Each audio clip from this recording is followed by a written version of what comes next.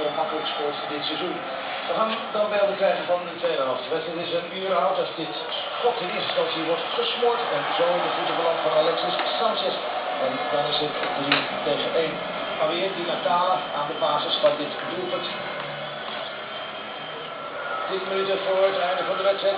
Er is simpel overtreding van Malaco op Sanchez. Die natuurlijk al boos had vallen, maar hij werd geraakt. En dan hebben we achter de goal. Jawel, Di Natale. Dat is nummer 25 uit 32 wedstrijden. Die heeft een aardig gemiddelde van de Indonesische. Maar kort in de week. Siena met die tegen. Dit zijn de uitslagen. Napoli speelt 0-0 gelijk tegen Cagliari. Toen gaat Europees voetbalspeler Fiorentina zakt steeds verder weg op de ranglijst. 2-0 verliest het weekend tegen Chievo en eigen huishoudbenen. Inter neemt de koppositie hierover van AS Roma. 2 punten is verschil. Bij de ploegen staan ook tegenover elkaar. In de Coppa Italia zijn dus de absolute topploegen dit seizoen in Italië. En volgende week is het dan Parma tegen AS Roma en Lazio tegen Inter. Met nog 3 wedstrijden te gaan is nog niks beslist. En dan de Spaanse competitie Atletico Madrid wint met 3-1 van Tenerife. Maar belangrijker was de overwinning van Barcelona. En de benauwde overwinning van Real Madrid uit bij Zaragoza. Valencia wint en staat nu derde. Nog altijd is het verschil precies een punt. Volgende week moet Barcelona naar Villarreal. Kijken we nog tenslotte even onderin. Dan zien we dat het beroerd gesteld is met Jerez. Tenerife moet vechten samen met Valladolid. En ook Zaragoza en Malaga zijn nog lang niet veilig.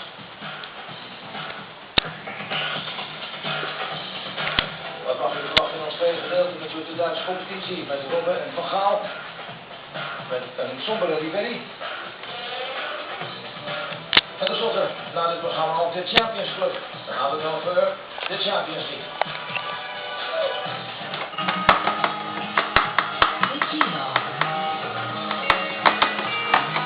Vanaf 8 mei live op Eurosport en de Eurosport Player.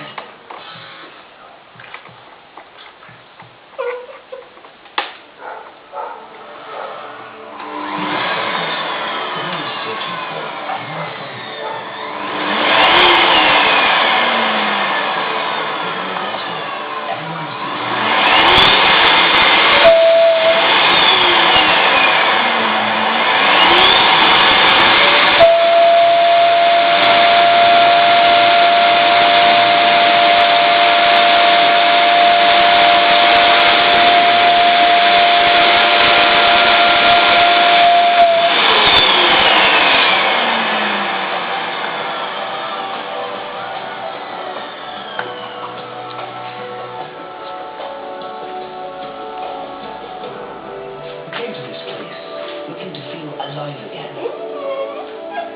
And its people left me 1,000 memories richer.